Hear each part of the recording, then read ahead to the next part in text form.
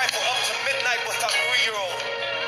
Had to take him to emergency room because he had walking pneumonia.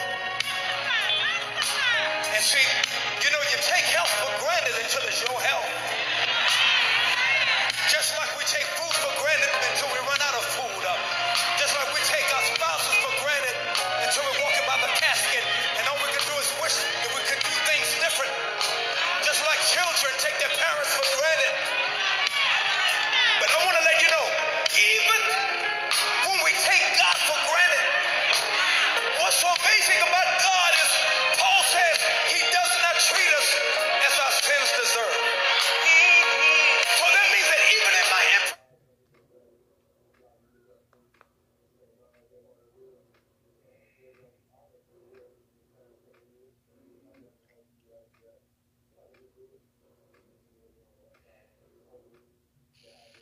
First Samuel 30.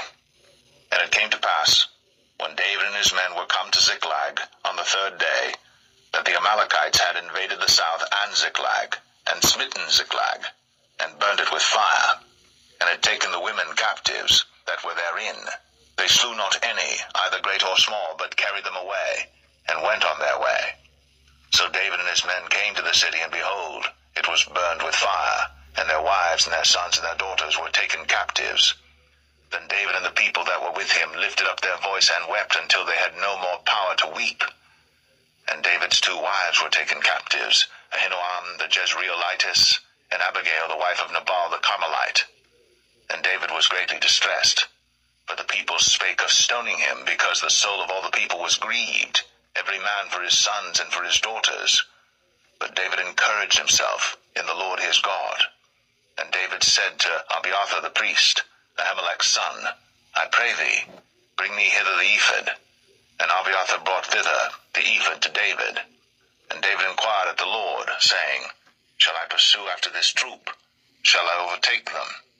And he answered him, Pursue, for thou shalt surely overtake them, and without fail recover all. So David went, he and the 600 men that were with him, and came to the brook Besor, where those that were left behind stayed. But David pursued, he and 400 men, for 200 abode behind, which were so faint that they could not go over the brook Besor. And they found an Egyptian in the field, and brought him to David, and gave him bread, and he did eat. And they made him drink water. And they gave him a piece of a cake of figs, and 2 clusters of raisins. And when he had eaten, his spirit came again to him, for he had eaten no bread, nor drunk any water 3 days and 3 nights. And David said unto him, To whom belongest thou, and whence art thou? And he said, I am a young man of Egypt, servant to an Amalekite. And my master left me, because 3 days agone I fell sick. We made an invasion upon the south of the Cherethites, and upon the coast which belongeth to Judah, and upon the south of Caleb. And we burned Ziklag with fire.